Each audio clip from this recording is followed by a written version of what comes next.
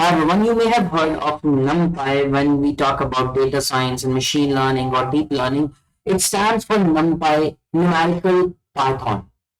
So in this video, we're going to get very basic introduction to Numpy and some of its operations. And in the successive videos, we are going to get introduced to its different complex operations like 2D Numpy arrays or 3D or maybe the higher dimensional Numpy arrays. We are going to do some basic statistical calculations making use of them. We are going to do comparison and Boolean operations making use of them. And then we're going to loop over NumPys. But in this video, we're going to talk about the very basics of NumPy. So what is NumPy? It's a fundamental and powerful Python package to efficiently practice data science, right? NumPy is designed to do mathematical calculations at a very optimized way. So if you do a simple calculation making use of lists of Python, and if you do the same task with NumPy, the one which is implemented with NumPy is going to be fast. The reason is on the back end, parallel or matrix calculations will be done in case of NumPy, and moreover, the other things in which NumPy also gives us the benefit. So what are NumPy? NumPys are alternative to Python list data structure.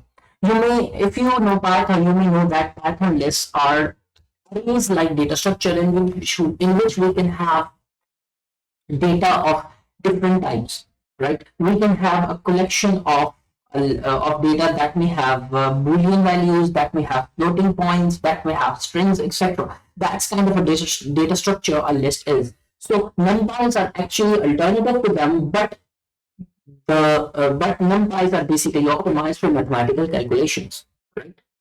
Okay, so let's create two lists. One's name is height and the other's name is width, right? Here I outputted them, printed them.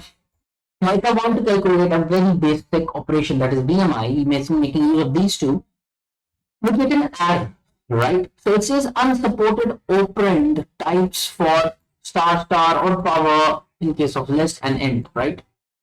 So the thing is that Python throws an error because it has no idea how to do calculations on the list, right?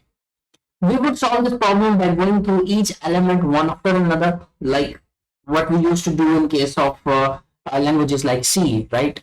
In case of C, you have arrays, and then what you do is you write for loops and do multiplications on step by step on each and every index, right? That is terribly inefficient and time consuming. So the better solution is to make use of NumPy.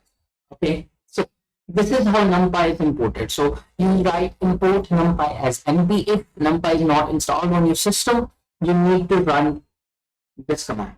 Pip3 install NumPy, right? On Anaconda shell. I'm assuming that you have Anaconda shell, or you don't need to install anything. You can directly make use of Colab notebook, and the link of this notebook is also going to be present inside the description of the video. Okay, so what we do is this is how we import it, right? And the good thing is that if you have a list, you can convert that list into NumPy array, and this is the way to do that. You write, okay, I am importing NumPy as NP, and this is just a short notation. And then I write np.array, and then I give it a list, right? So what it's going to do is it's going to return us a NumPy array, which is going to have all the elements which were present inside the height list. Okay, so here we have it. What we are doing at this line is we are printing the type of the variables Python is taking these two as. So it's going to print that this is a NumPy array and this is a list class, right? Okay, and here we're printing the values, or you may say the storage of data that is present inside these two values. So the only difference is that we have commas in case of list, we don't have commas in case of NumPy. We do the same with the weight, and after that we perform the calculation. Now Python knows how to do it, right? And what it's going to do is it's going to do the operation for each and every index of weight and height. We don't need to write a full-fledged for loop for that. This is the benefit of NumPy, right? Okay, this time worked fine. The calculations were performed element-wise, right? The first person's BMI was calculated by dividing the first element in the weight, NP weight, right? By squaring of first element in the height, and so on. Okay, now talking about lists. Lists, we have different kind of data. We can have that in case of numpys, right? So in that case, it is going to consider numpy array as of type U32. That means string type. Okay. So whenever you have, so there are scenarios in which we import some data from sheets, right?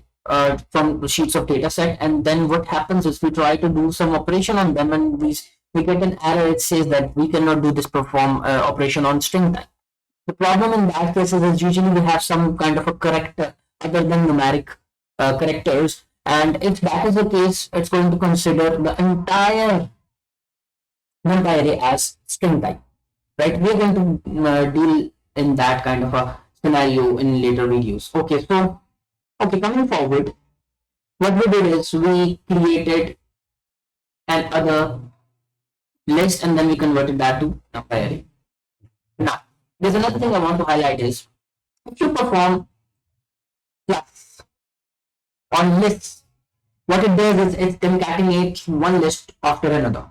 But if you do that with numpys, the Python is going to do element-wise addition. Okay, so we have 1, 2, 3 here. This is the plus operation on lists. It returns as 1, 2, 3, 1, 2, 3. In the case of numpys, we get 4, 2, 6. Got the point?